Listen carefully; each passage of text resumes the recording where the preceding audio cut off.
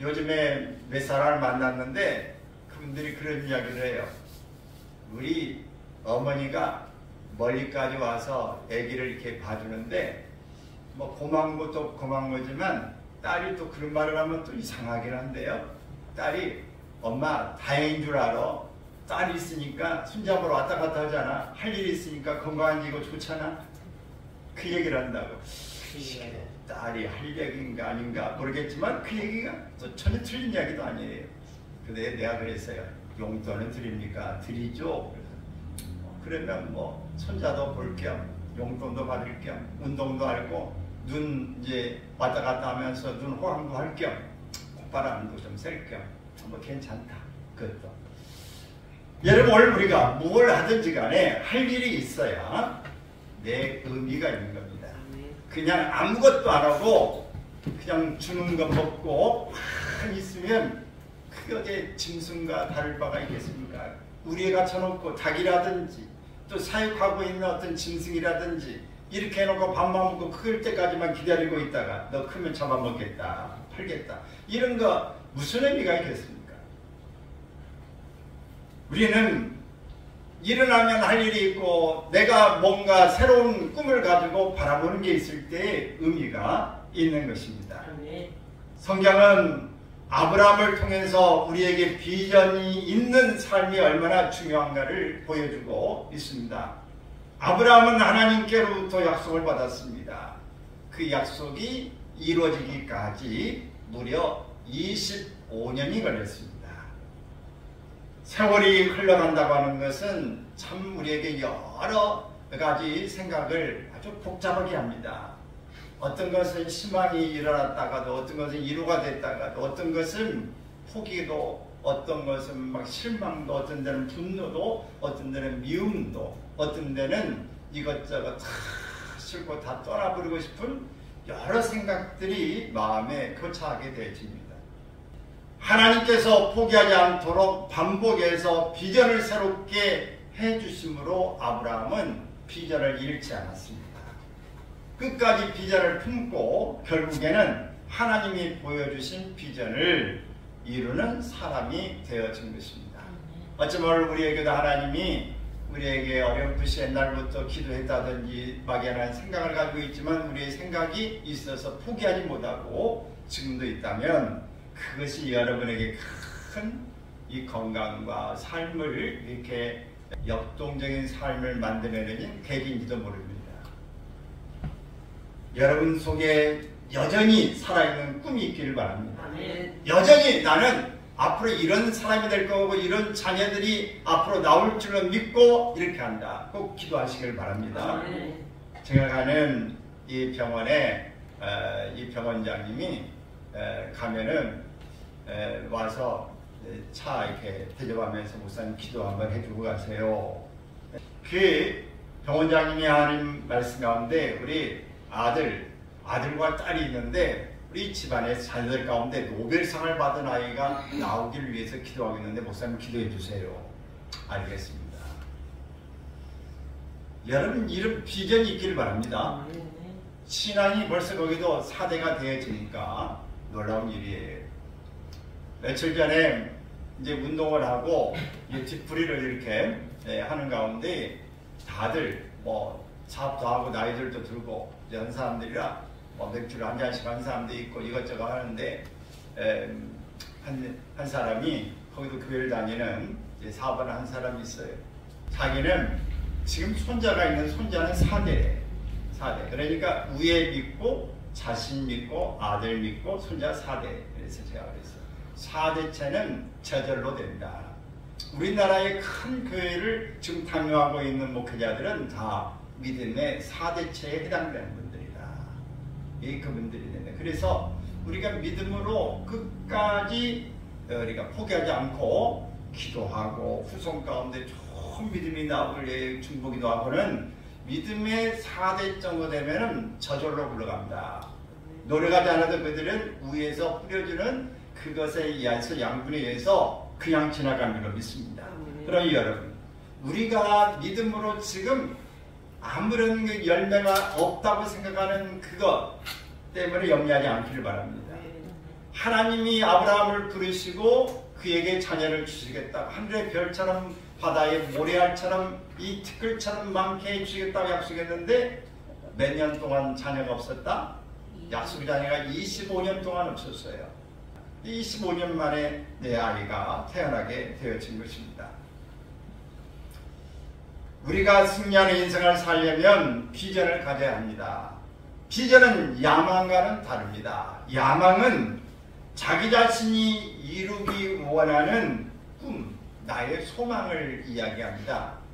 그러나 비전은 하나님께서 나를 통해 미래에 이루고자 하시는 하나님의 소망이 비전이다.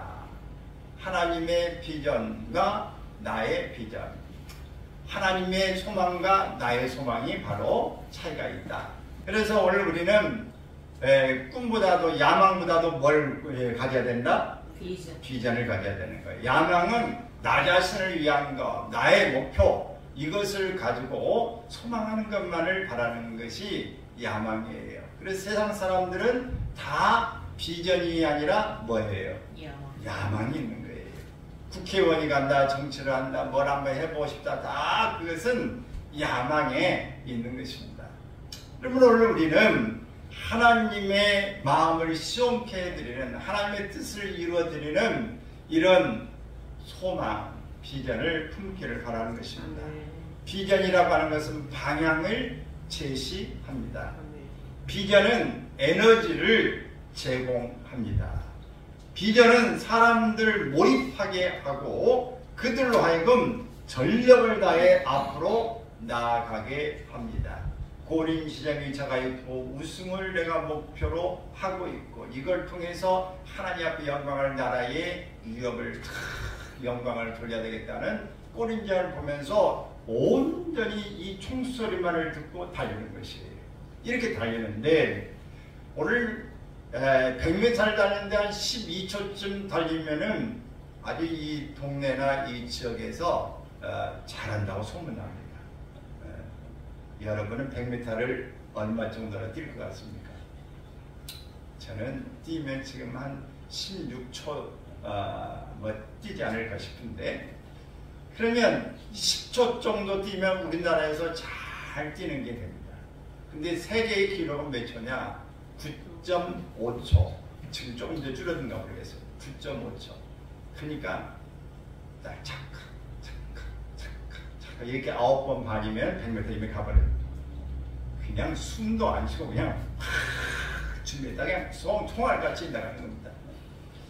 여러분 오늘 이렇게 그 목표를 향해 질주해 가는 것, 이것이 바로 비전의 모습, 방향을 세우고 에너지를 갖고 그 속에 몰입해서 나갈 수 있는 것이 바로 비전이다 라고 하는 것입니다.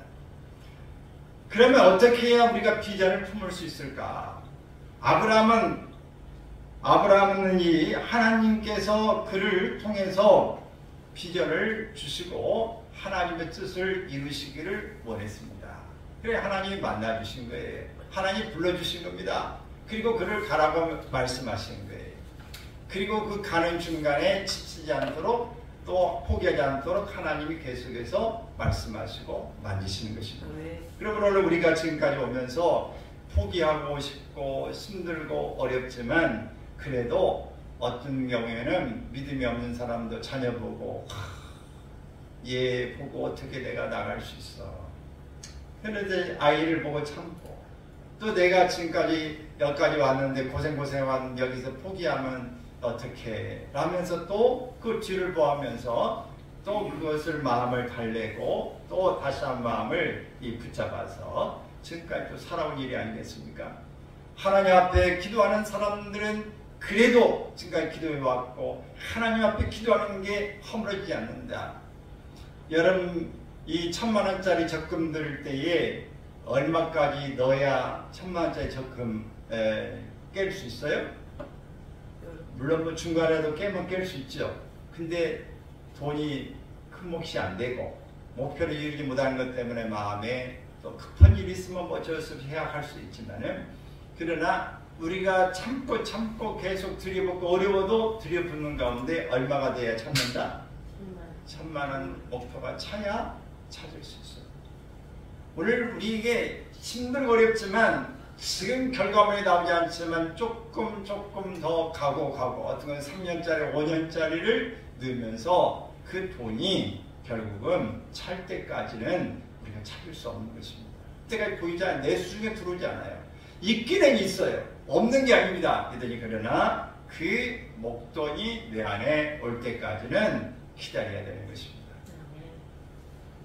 그러면 우리가 비전을 이루려면 분명한 목표를 가져야 된다. 먼저 우리가 2절, 3절, 2절까지만 읽었지만 2절, 3절에 보면 하나님께서는 아브라함에게 이 말씀을 하셨어요. 시작. 내가 너로 큰 민족을 이루고 내게 복을 주어 내 이름을 창대하게 하리니 너는 복이 될지라. 너를 축복하는 자에게는 내가 복을 내리고 너를 저주하는 자에게는 내가 저주하리니 땅이 모든 족속이 너로 말미암아 복을 얻을 것이니라. 하나님께서는 아브라함에게 단순하게 복을 주시겠다고 말씀하지 않으시고 구체적으로 7가지를 이제 제시하셨습니다. 먼저는 내가 너로 큰 민족을 이루게 하겠다. 내게 복을 주겠다.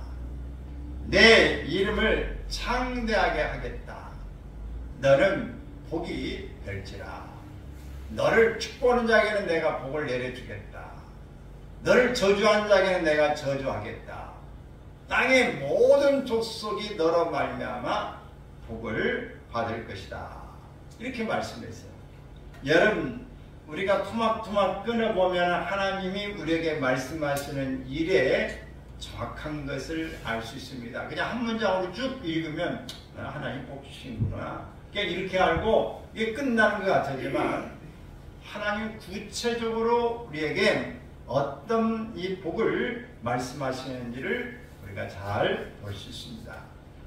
우리가 어릴 때의 부모님들이 너 이렇게 해야 된다, 이러면 안 된다.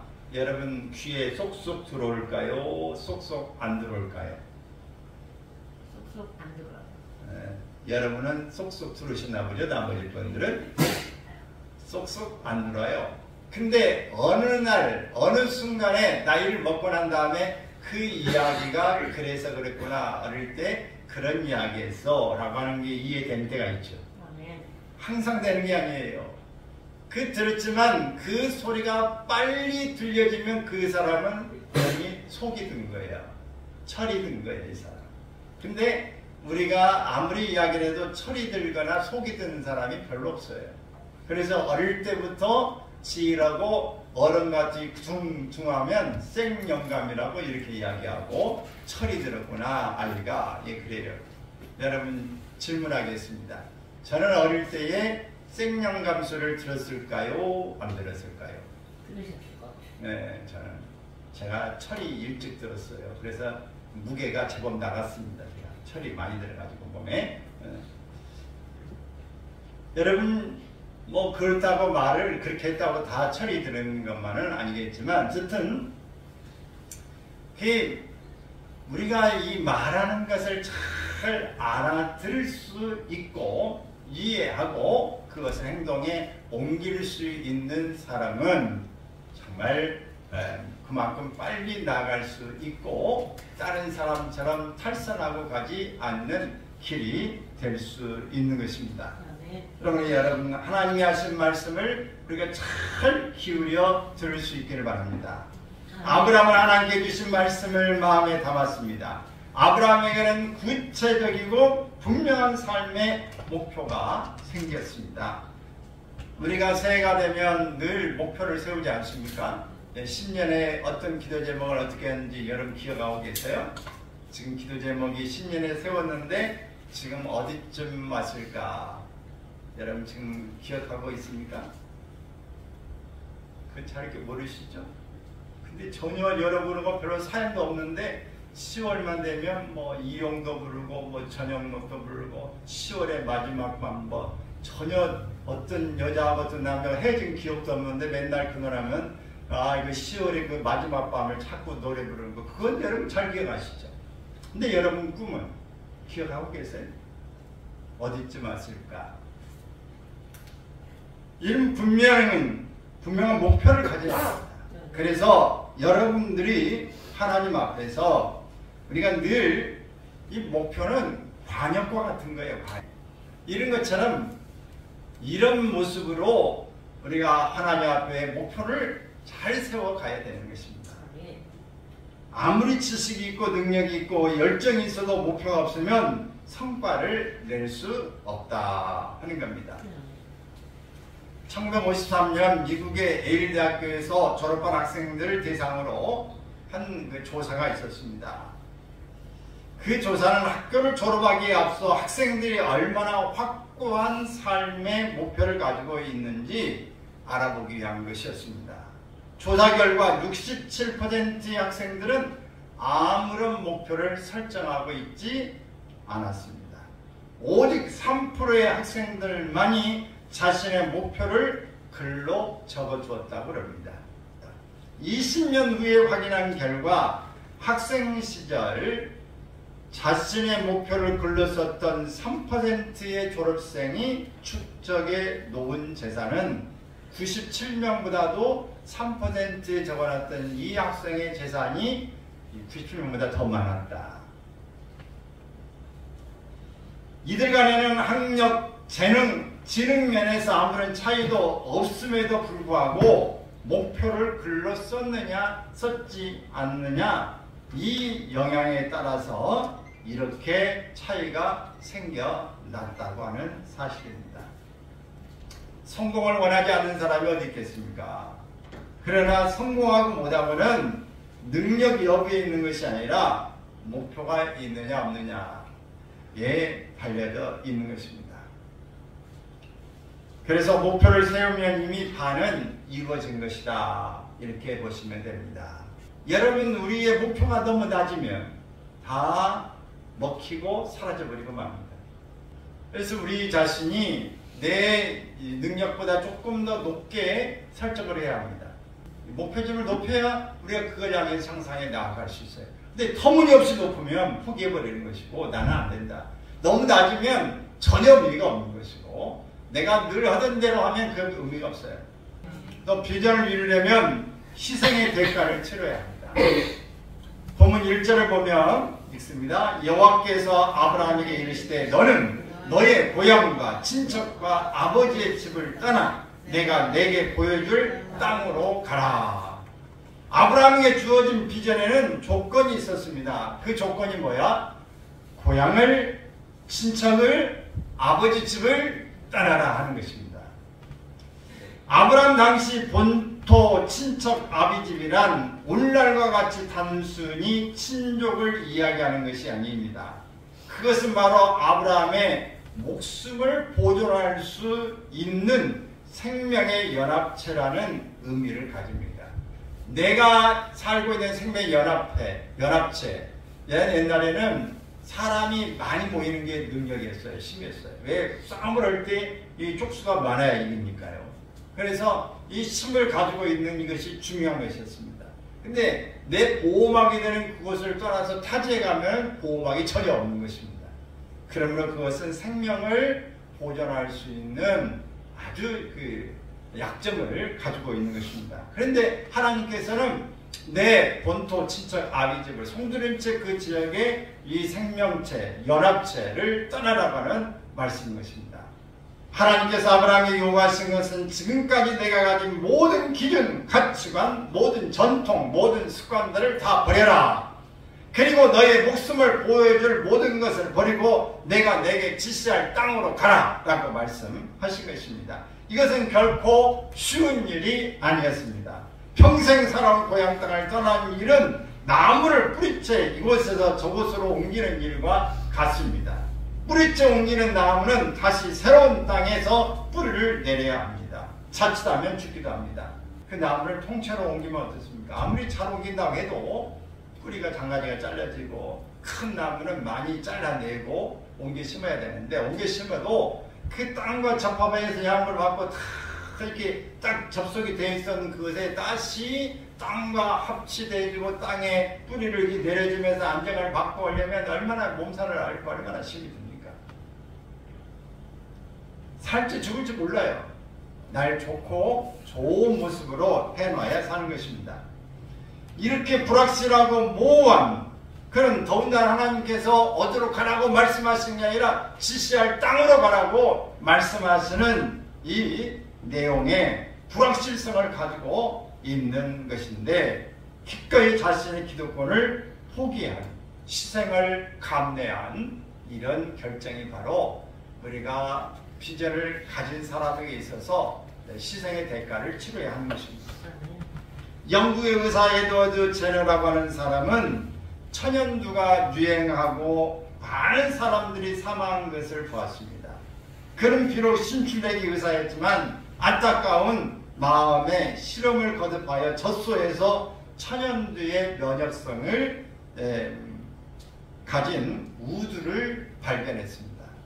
그리고 그것을 사람에게 주사하면 면역성이 생긴다는 것을 알고 우두의 원인과 효과에 관한 연구라는 논문을 발표했습니다. 학계에서 마지막 실험 단계에 들어갔을 때 당시 유명했던 영국 학계의 권위 있는 의사들과 동료 의사들은 그를 비웃고 조롱하기 시작했어요. 시골뜨기 의사가 동물과 사람도 구별 못하느냐, 동물들에게 실험한 것을 사람에게 적용할 수 있느냐며 논문을 부결시켰습니다. 당시는 인체 실험이 어려운 이 권위주의 시대였기 때문에 제너의 실험은 빛을 보기 어려웠습니다. 이때 제너는 이렇게 말했습니다. 몇 달 전에 어느 사람에게 주사를 해서 듣지 않았습니까? 그랬더니 한 사람의 임상 실험을 가지고 되느냐고 또 비난했습니다.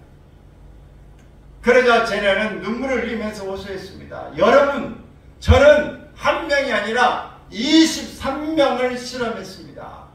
그리고 남은 지 열 하루밖에 안 된 제 아들에게도 실험을 했습니다. 그때서야 장래가 숙연해졌습니다. 그것은 결사적인 실험이었습니다. 인류에게서 천연들을 없애버리기 위한 하나의 이 미랄이 된 것입니다. 희생 없이는 위대한 일을 할 수 없습니다. 한 공동체의 비전의 실현 여부는 바로 그 구성원의 희생 여부에 달려 있는 것입니다. 여러분과 제가 희생하는 만큼 그만큼 우리의 비전은 이루어지는 것입니다. 이 뒷전인가요? 화단 별거 아니지만은 그게 지저분한데 거기를 이렇게 딱 채워놓고 구청에 전화를 해가지고 우리가 이게 채워놨는데 지저분해서 여기 이제 해놨으니까 가져가라. 그랬더니만 확인해보고 이게 어느 땅입니까? 한참 하더니 우리 땅은 아니다. 아마 이게 구청 관리하는 땅이니까 없애든지 우리가 해놨으니까 가져가라. 그랬더니 알아보겠다. 그랬더니 가져갔어요. 이게 보니 깨끗하잖아요. 몇 사람만 이 수고를 하면 여러 사람들이 혜택을 보고 깨끗함을 가질 수 있어요. 오늘 우리가 어떤 모습이든지 간에 이 다수에 의해서 움직이는 게 아니라 빚어있는 사람 몇 사람의 소수에 의해서 많은 사람들이 혜택을 보고 움직여 간다는 사실을 기억하시기 바랍니다. 여러분 가정에서도 믿음에 빚어 믿는 사람이 끌어가면 그 가정을 사는 것입니다. 또 비전을 이루려면 인간의 조건에 매이지 말아야 합니다. 또 4절 말씀을 읽습니다. 이에 아브라함이 여호와의 말씀을 따라갔고 롯도 그와 함께 갔으며 아브라함이 하란을 떠날 때에 75세였더라. 나이 75세면 비전을 품을 나이도 아니고 모험을 할 수 있는 나이도 도전할 수 있는 나이도 아닙니다. 그러나 아브라함은 하나님 주신 약속의 말씀 즉 비전을 따라 도전했던 것입니다. 비전은 나이를 초월합니다. 환경을 초월합니다. 인간의 모든 조건을 초월합니다. 하나님께 주신 비전은 하나님께서 이루십니다. 하나님의 비전은 나이에 묶여있지 않습니다. 할렐루야. 아멘. 나이에 묶여있지 않아요. 역사적인 통계를 보면 세계 역사상 최대 업적의 35%는 60세에서 70세에 이루어졌다고 합니다. 35% 노인들에 의해서 이루어졌고 23%는 70에서 80세 노인에 의해서 이루어졌다. 큰 업적. 또 6%는 80대에 성취됐다고 합니다. 여러분 60대에서 80대에 이르러서 이 업적이 역사된 업적이 64%가 일어났다고 하는 사실을 기억하십시오. 그러니 여러분에게 그 위대한 업적을 이룰 수 있는 나이가 되어진 것입니다. 실망하지 않기를 바랍니다. 젊은 사람보다도 통계적으로 더 많다 하는 사실이에요. 나무는 늙어 고목이 되면 결실도 못하고 진액이 말라버리고 입에 영양이 부족해서 누렇게 됩니다. 그러나 하나님을 의지하는 사람은 그렇지 않습니다. 시편 92편 14절을 보면 그는 늙어도 여전히 결실하며 진액이 풍족하고 빛이 청청하니라 라고 말씀하고 있습니다. 물론 겉사람은 후패합니다. 늙어집니다. 그러나 속사람은 날로 새로워진다고 말씀하고 있는 것입니다. 그러므로 하나님을 믿는 사람은 늙어도 배우는 것을 계속해야 합니다. 계속 새 것을 배우고 새 시대를 이해하고 어떻게 하든지 새 시대에 뒤지지 않도록 힘써야 합니다. 의학상으로 보면 나이가 많다고 머리가 둔해지는 것이 아니라고 합니다. 보통으로는 자기 스스로 나는 이제 늙어서 둔해졌다고 문제가 있다고 생각하는 것뿐이지 그렇게 바뀌지 않는다. 미국의 샤갈로 부리는 리버만이라는 화가가 있었습니다. 그는 81세에 그림 공부를 시작했습니다. 폴란드 출신인 리버만은 9살 때 단돈 $5를 들고 미국에 이민 와서 맨하탄에서 과자 가게를 운영하던 평범한 사람이었습니다.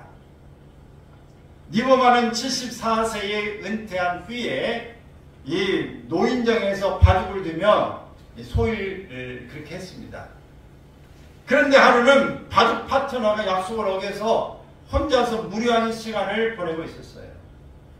그때 한 젊은 봉사요원이 말했습니다. 그림을 한번 그려보시지요. 리버만은 화실을 찾았고 그때부터 10주간 교육을 받고 놀라운 재능을 발휘했습니다. 그의 나이 81세 때의 일입니다. 화가 리버만은 일약 원시의 눈을 가진 미국의 샤갈로 불렸고 미국 그림은 불티나게 팔렸습니다. 그는 101세에 22번째 개인전을 열어 세상을 놀라게 했습니다. 심장의 고동이 멈추기 전까지는 그 어떤 것도 너무 늦지 않았습니다. 다만 우리가 시도하지 않고 있을 뿐입니다. 우리가 마음의 육체가 녹슬지 않기를 바랍니다. 코미디언 이 번지라고 하는 사람은 고령의 나이에도 불구하고 무대 활동을 했어요. 그는 1996년 1월 20일에 100세를 맞이했습니다. 그는 그날로부터 4주간 무대에 서도록 런던의 한 방송국과 계약을 맺기도 했습니다. 그는 이런 말을 한 적이 있습니다. 늙는 것을 걱정하지 말라. 녹슬는 것을 걱정하라. 시작. 늙는 것을 걱정하지 말라. 녹슬는 것을 걱정하라. 여러분이 걱정하는 건 뭐예요? 머리가 녹슬지 않기를 바랍니다. 그렇다고 고스톱만 치는 게 아닙니다. 열심히 여러분들을 책도 읽고 강의도 듣고 뭔가 새롭게 배울 수 있기를 바랍니다. 아멘. 열심히 하다 보면 녹슬지 않습니다. 최근에 영화를 하나 봤어요. 2016년에 개봉되었던 전설의 타잔, 레전드 오브 타잔이라고 하는 그 영화인데 아프리카 콩고를 배경으로 하고 있고 고릴라에 의해서 고아가 됐습니다. 이 콩고 지역에서. 그리고 이 타잔은 고릴라의 엄마에서 양육이 됐습니다. 그 동물의 세계에 살다 보니까 동물들을 이해하고 그 속에서 이렇게 살다가 거기에 이제 백인이 그 콩고에서 이제 영어도 런쥔에 가르치고 뭐 여러 활동을 이렇게 하다가 하고 있는데 그게 딸인 제인을 만나서 인간을 보면서 내가 인간이고라는 것을 알게 되고 사랑에 빠져서 그거를 떠나서 결국은 이제 제인과 결혼해서 영국에 가게 됩니다. 그래서 거기서 언어를 배우고 그 지위를 얻게 되면서 다시 그가 이 콩고 지역으로 들어갑니다. 이것은 그쪽으로 밀어내는 힘에 의해서 함께 이제 콩고로 들어가게 된 것이죠. 그 시대의 배경이 바로 19세기, 20세기에 그 유럽의 이 아프리카 지역을 다 침공해서 그 지역에서 노예로 삼고 그 지역의 부존 자원들을 개발하고 금을 캐고 이런 것들을 하려고 하는 시기에 소설을 영화화해 한 것입니다. 근데 실질적으로 그 당시에 그런 일이 일어나고 있었어요. 근데 콩고 지역에 가서 그 사람들이 2만의 군대가 들어와서 그들을 노예로 삼고 금을 탁해가고 이렇게 하려고 하는 그런 계획을 가지고 있으면서 이 타잔이 그 속에 들어가서 그것을 막아냅니다. 그걸 막아내고 마침내 그들이 쳐들어올 때 가장 하이라이트, 그 동물들과 소통하는 가운데 동물들에게 다 연락을 취합니다. 다 모여라. 그래가지고 돌진해서 그냥 고릴라도 막 이 사자도 막 다 와가지고 코뿔소도 막 이런 막 밀어닥쳐가지고 그들을 몰아내고 함께 이제 승리하며 보호한다는 이야기입니다. 여러분, 타잔이 주행한 이 모습과 동물 가운데 잘 알았지만 동물들과 스킨십한 걸 알고 눈빛을 보면서 동물들을 이해하고 사랑하고 그 지역에 살면서 그 지역을 사랑하는 그런 모습을 가지면서 결국 자기가 가진 이 타잔의 역할을 통해서 그 지역을 구원해냅니다. 저는 이 모습을 보면서 마치 타잔이 이 모세하고 똑같지는 않지만 모세처럼 그가 버림받고 뚱 떨어져 있다가 결국 민족을 구원하고 동물들을 건져내고 그 지역의 사람들을 건져내는 역할처럼 한 모습을 봅니다. 여러분, 오늘 우리가 경험하고 우리가 이 모든 몸에 익숙한 것들을 통해서 많은 사람들을 건져내고 구원하고 새로운 삶의 모습으로 다 이렇게 막아낼 수 있는 그런 모습으로 오늘 어쩌면 우리가 이미 훈련되고 우리가 경험한 것들을 통해서 사람들을 돕고 하나님의 비전을 이룰 수 있는 역할을 할 수 있는 줄 믿습니다. 그러면 여러분, 곰곰이 생각해 보세요. 나는 지금까지 어떤 일에 대해서 많이 훈련받았고 어떤 일을 경험했는지 오늘 이것이 여러분들에게 하나님이 비전을 주시는 그런 일일 수 있음을 기억하시고 꼭 하나님의 귀하게 쓰임받는 모습 되기를 주의 이름으로 축원합니다. 아멘. 기도합시다.